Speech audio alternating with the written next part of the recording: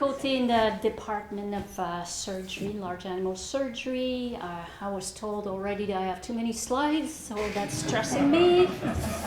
So I'm going to try to breeze through some of them. I might go fairly quickly. So I just want to present some preliminary result of a retrospective study that we're doing right now.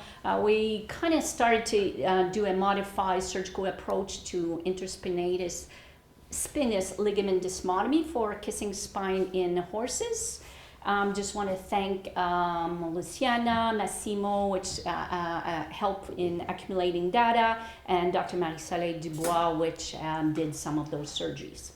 So what is the goal that we're looking at? Basically what we're doing is comparing this modified approach of the dysmotomy to past papers, to the standard approach, and comparing our population, the distribution of the lesion, because that can have an effect, as well as the severity and of the sign of the interspinous space. What we're going to do as well is eventually is grade each individual space and sum them up with a total for each individual to see what is the degree of severity of our population. So just quickly, very quickly, just what we're looking at, the thoracic spines and until the 18, and then your lumbar. So most of those lesions will be located actually under the saddle. Now there's some normal anatomy there that we have to remember is that there's a big shape of those top of those spinous process.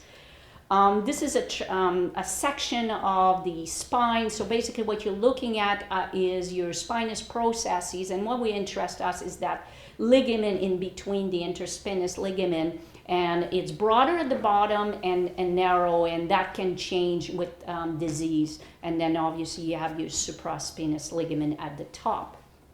So what we're looking at as well is the different degree of severity of the lesion. And Denois has described 4 degrees. So grade 1 is basically just a narrowing of this space with a little bit of opacity of your cortex of the processes. Grade 2, a little bit more changes with that density, as well as really a significant loss of the space. Grade 3, some lysis, some remodeling, and the grade 4, the one you don't want to see, is with a lot of malformation, and the space is almost impossible to go in between, which brings the reason why we started to do this modification of the initial dysmotomy. So what do we do for these cases? Obviously there's conservative treatment, but surgical, we have partial removal, which works, but it's fairly invasive, costly, and very painful to the horse. So that's why Coomer came in 2012 with this technique. But what he described is a little bit more invasive, a big scissors coming, and the problem, what I found when I first started doing this surgery, is I couldn't go in between those who had grade 4. So we modified very quickly the procedure, and basically, like I told you, to be able to do the grade 4, smaller incision, more cosmetic, and much more rapid of the procedure. So what is the procedure? Basically, we drape the back, and what we do is put these needles in the interspinous space, all of them, and then we take x-rays. And what we do is basically retrieve those that we don't want to do and keep those that we want to do and proceed. Now, I took some picture of a horse actually post-mortem just to define what exactly we're doing. So that's the midline. 3 centimeters from the midline, this is the 1 centimeter incision that we do through the skin, through the fascia, and just a hemostat to go through the muscle.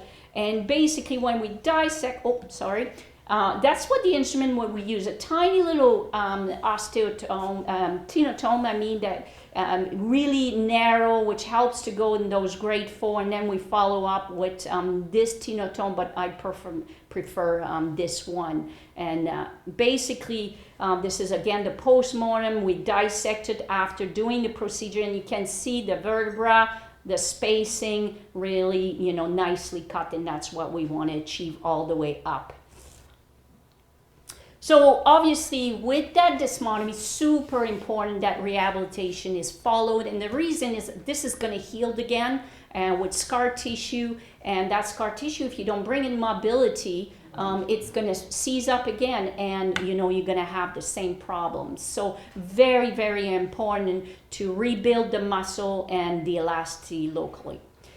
So this is the data we have so far from 2017 to 2021. We have 37 horses, 38 procedure. One of them we did twice, did really well initially, and then a year after not so good, so we repeated.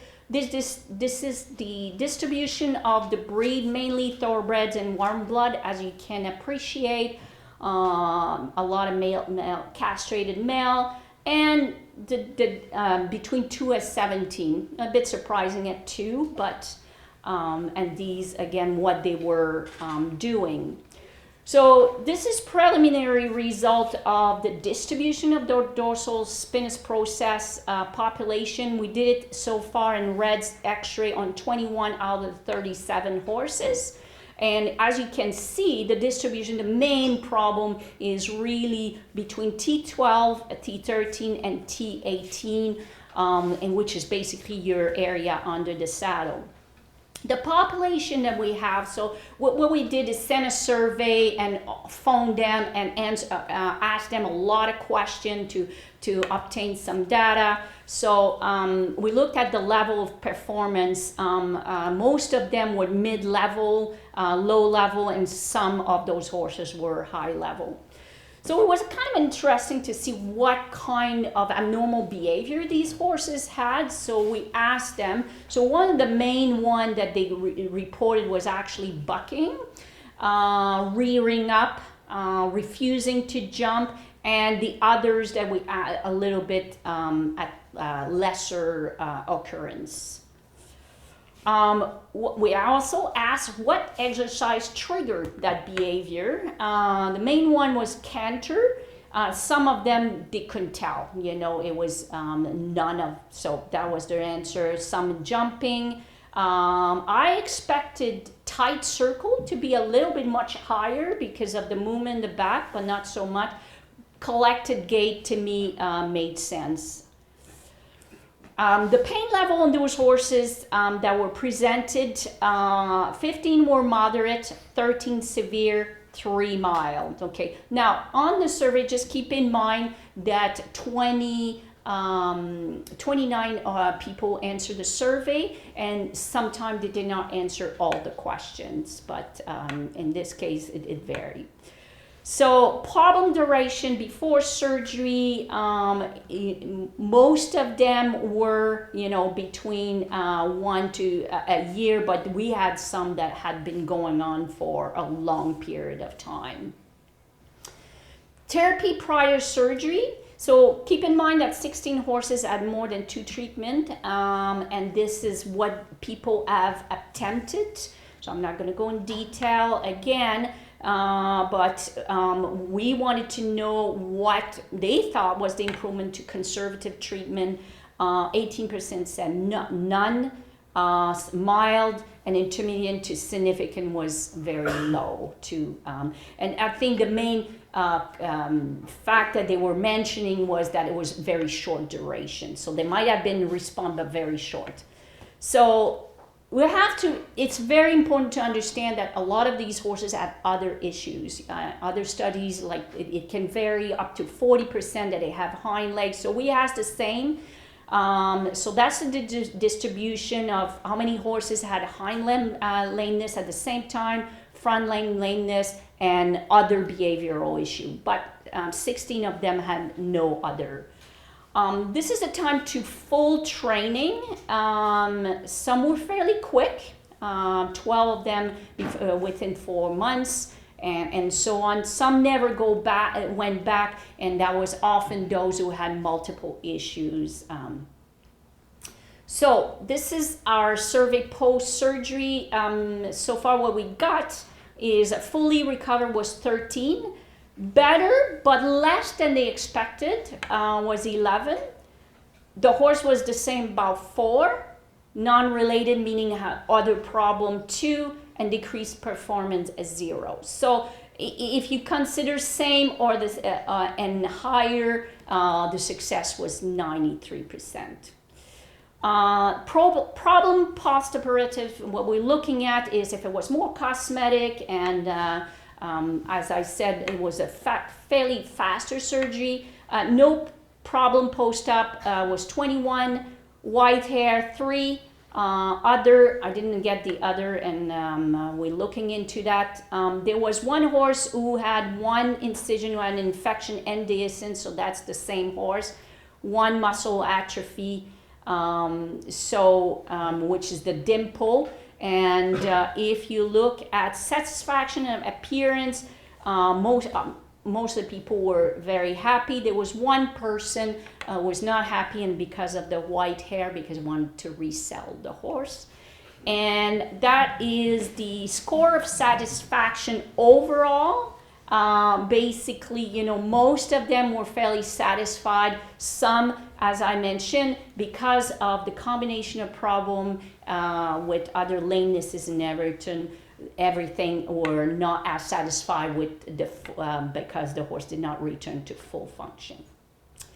So, in conclusion, we have to remember that kissing spine lesion is a complex problem and may be related to other musculoskeletal problems. You have to also, which is not mentioned here, is that you have to be careful in your radiograph interpretation of these changes, because a lot of those horses in postmortem have shown a lot of change without in normal horses. So you got to combine both together, and that is often it's the quantity and the severity who makes the clinical sign.